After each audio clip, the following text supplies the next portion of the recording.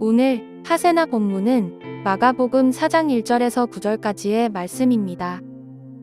예수께서 다시 바닷가에서 가르치기 시작하셨다. 매우 큰 무리가 모여드니 예수께서는 배에 오르셔서 바다 쪽에 앉으셨다. 무리는 모두 바닷가 못에 있었다. 예수께서 비유로 여러 가지를 가르치셨는데 가르치시면서 그들에게 이렇게 말씀하셨다. 잘 들어라. 씨를 뿌리는 사람이 씨를 뿌리러 나갔다. 그가 씨를 뿌리는데 더러는 길가에 떨어지니 새들이 와서 그것을 쪼아먹었다. 또 더러는 흙이 많지 않은 돌짝밭에 떨어지니 흙이 깊지 않으므로 싹은 곧 나왔지만 해가 뜨자 타버리고 뿌리가 없어서 말라버렸다. 또 더러는 가시덤불 속에 떨어지니 가시덤불이 자라 그 기운을 막아버려서 열매를 맺지 못하였다. 그런데 더러는 좋은 땅에 떨어져서 싹이 나고 자라서 열매를 맺었다.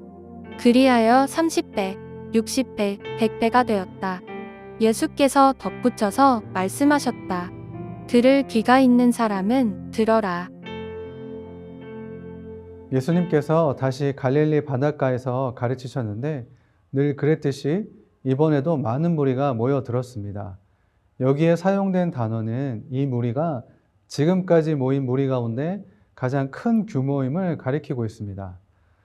너무 많은 무리가 모여서 예수님께서 아예 바닷가에서 약간 떨어진 곳에 정박한 배에 오르셨고 무리들은 바닷가 뭇에 앉아 있었습니다. 예수님께서 무리들을 가르치실 때 비유를 사용하셨는데 비유는 영적인 진리를 설명하기 위해 친숙한 장면과 일상적인 사물 및 관계들을 사용하는 짧은 이야기를 말합니다. 그래서 비유는 친숙한 것을 통해 친숙하지 않은 것을 설명할 때 사용합니다. 그런데 이 비유는 청중들이 진리를 발견할 수 있도록 하는 동시에 너무 게으르고 완고하여 진리를 보지 못하는 사람들에게는 진리를 가리는 역할을 합니다.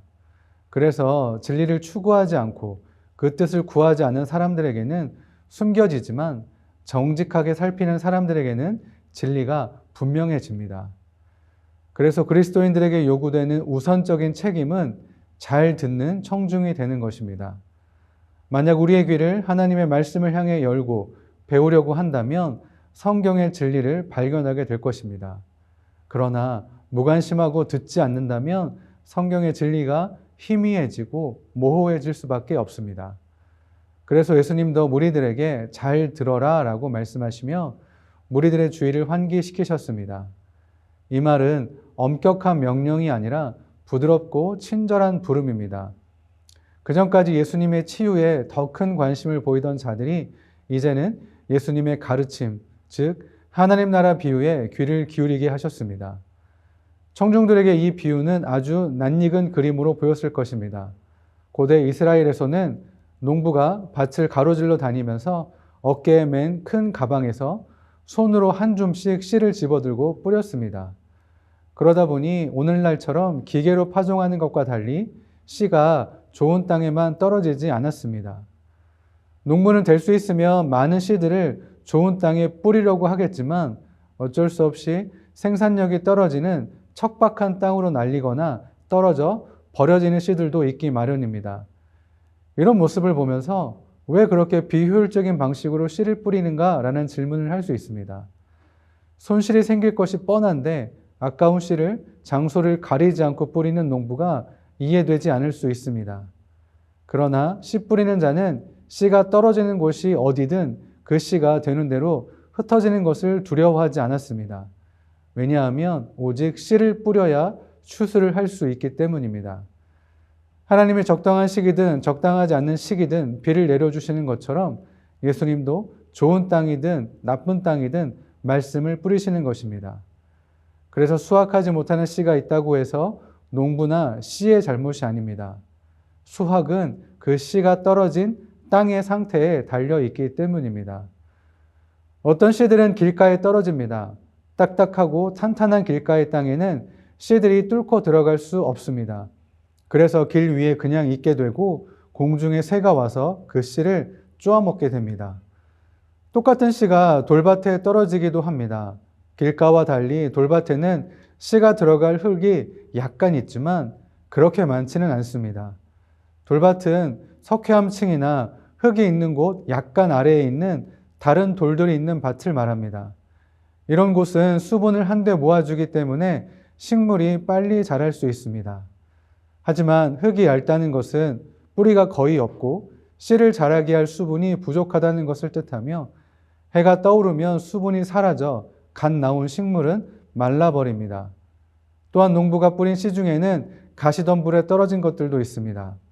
가시덤불은 싹에서 양분, 수분, 그리고 빛과 자라는 공간을 빼앗아 갑니다. 따라서 가시가 자라면 씨는 기운이 막혀 성장하지 못하며 결실하지도 못하게 되는 것입니다. 그러나 경작하기에 좋은 잘 준비된 땅에 떨어진 씨들도 있습니다. 이 씨는 배가 하여 30배, 60배, 100배로 수확을 거둘 수 있고 이러한 결실은 다음에 더 많이 심고 더 많이 수확할 수 있게 해줍니다. 예수님께서 이 비유를 설명하시면서 잘 들어라 라고 시작하신 것처럼 이 비유의 마지막에 들을 귀가 있는 사람은 들어라 라고 말씀하셨습니다. 이는 이 비유가 매우 중요함을 보여줍니다. 수확을 결정하는 것은 농부도 아니며 씨도 아닌 바로 땅의 상태입니다. 이것에 대한 자세한 내용은 내일 살펴볼 것입니다.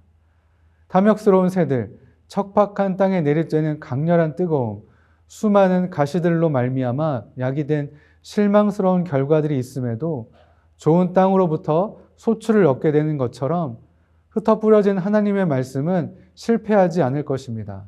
따라서 삶에서 마주하는 실패와 불신앙으로 인한 무지 등으로 실망하지 않아야 합니다. 우리는 많은 열매를 맺는 좋은 땅이 되기 위해 예수님의 말씀을 들은 후 깨닫고 그분을 나의 삶으로 맞이해야 합니다. 예수님의 말씀을 듣고 그 말씀을 믿으며 나의 생각과 결정과 태도에 즉시 적용해야 합니다. 그 말씀을 나의 전반적인 삶의 기준으로 삼고 예수님을 주인으로 인정하며 하나님의 뜻을 이루기 위해 살아가려고 노력할 때 좋은 땅이 될 수 있을 것입니다. 예수님께서는 우리가 열매 맺는 삶을 살도록 부르셨습니다. 오늘도 나에게 말씀하시는 예수님께 집중하며 그 말씀에 순종함으로 열매 맺는 저와 여러분들 되시길 소망합니다. 오늘의 아시조는 가족끼리 서로 칭찬하고 격려하는 마음을 표현하는 것입니다. 떨어져 지내는 가족이 있다면 연락하여 마음을 표현해 주시기 바랍니다. 오늘의 아시조 함께 하시죠.